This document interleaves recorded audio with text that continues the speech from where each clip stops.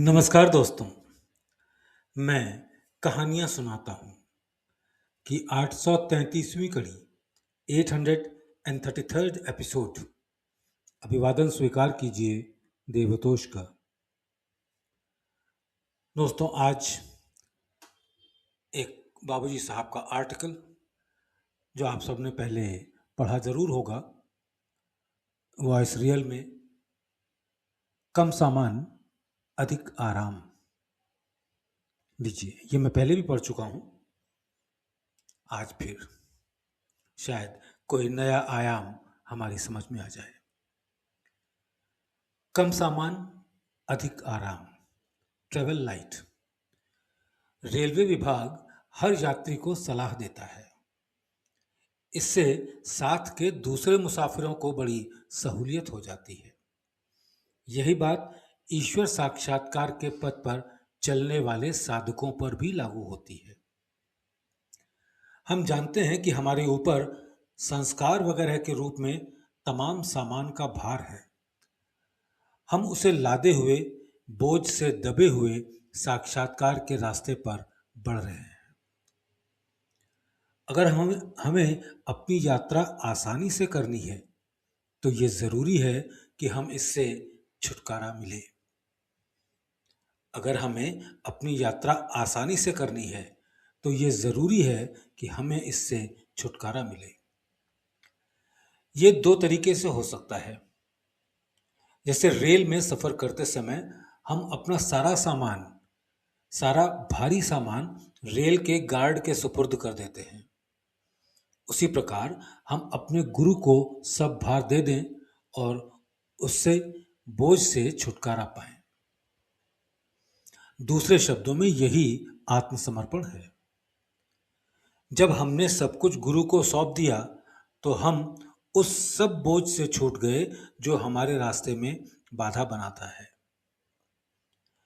दूसरा तरीका सामान से छुटकारा पाने का ये है कि हम भोग के द्वारा अपना सामान थोड़ा थोड़ा कम करते चलें। लेकिन ये तरीका बहुत मुश्किल और बहुत लंबा है। कुछ भी हो, हमें इससे छुटकारा पाना है और हल्का और बिल्कुल हल्का हो जाना है। मैं आप सबका ध्यान इस ओर दिलाना चाहता हूं जिससे आप सब इसी तरह कोशिश करें।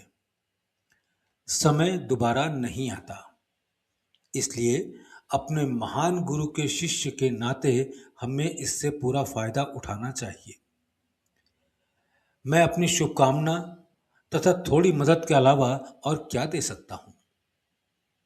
मेरा यह मतलब बिल्कुल नहीं है कि आप सारा दुनियावी सामान छोड़ दें, गृहस्थ जीवन से मुंह मोड़ लें, बल्कि वो सारा काम महान प्रभु का दिया हुआ कर्तव्य समझकर करें। यही असली जिंदगी है और चाहे सांसारिक हो या आध्यात्मिक, सभी कठिनाइयों का हल भी यही है। इसलिए मैं सभी से ये उम्मीद करता हूं कि वो अपनी पूरी कोशिश करें। मैं आपको विश्वास दिलाता हूं कि आप जो कुछ मेरे पार्थिव शरीर में रहते हुए आध्यात्मिक क्षेत्र में पालेंगे, उसका महत्व तब और रहेगा जब मैं इस संसार से चला जाऊंगा। लेकिन अगर आप इस समय उसकी उपेक्षा कर देंगे और सोचें कि मेरे चले जाने के बाद भी आप प्रेम बढ़ाकर उसे बढ़ा लेंगे, तो मैं आपको सावधान कर दूं कि ये टेढ़ी खीर होगी। एक पतंगा जलती हुई शमع पर तो अपने आप को जला सकता है, लेकिन बुझी हुई शमع पर अपने आप को जला सकना बिल्कुल असंभव सा लगता है। इसमें अपवाद हो सकते हैं, लेकिन वो बिल्कुल गिने चुने एक आध ही होंगे। इसका तरीका ये हो सकता है कि हम या तो उस हालत पर पहुंच जाएं जबकि बुझी हुई शमع पर भी जलना संभव हो जाए, या वो ऊंची हालत प्राप्त कर लें जबकि जलने का सवाल ही ना उठे। लेकिन ये मालिक की कृपा और साधक की जोरदार कोशिश पर ही निर्भर है। मेरा दिल अपने साथियों के लिए गहरे प्यार से भरा हुआ है। उनके लिए मैं जो भी खिदमत करूं, उससे मेरा दिल ही नहीं भरता।